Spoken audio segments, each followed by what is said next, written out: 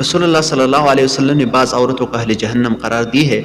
رسول اللہ صلی اللہ علیہ وسلم فرماتے ہیں کہ ان الفساق وهم اہل النار، فساق جو ہے وہ اہل النار ہے، اہل جہنم ہے۔ تو کسی نے پوچھا یا رسول اللہ من الفساق، یہ فساق کون ہے؟ تو رسول اللہ صلی اللہ علیہ وسلم نے جواب دیا کہ النساء، عورتیں جو ہے وہ فساق ہے اور وہ اہل النار ہے۔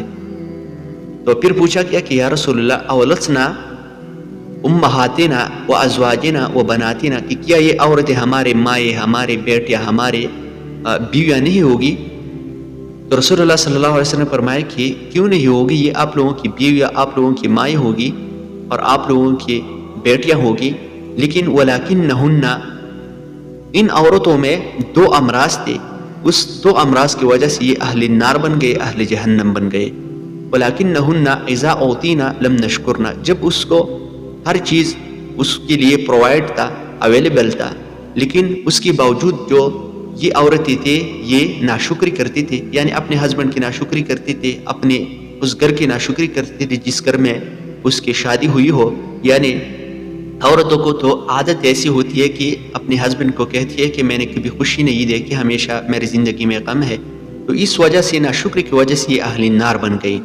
اور دوسرا جو وجہ ہے وَإِذَا ابْتُلِينَ لَمْ نَصْبِرْنَ، جب اس پر کوئی امتحان آتا تھا، کوئی مشکل آتا تھا، تو یہ عورتیں صبر نہیں کرتے،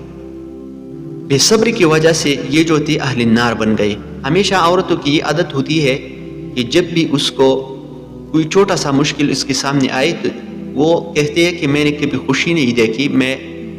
ہمیشہ جو ہے مشکلات میں نے اپنی زندگی گزاری ہے، یہ ہوئی ہے، تو اس کی وجہ سے یہ اہل نار بن گئے۔ یعنی بے صبری کی وجہ سے اور ناشکری کی وجہ سے اللہ رب العالمین نے ان عورتوں کو اہل نار جو ہے ان لوگوں میں شمار کیا جو اہل جہنم تھے۔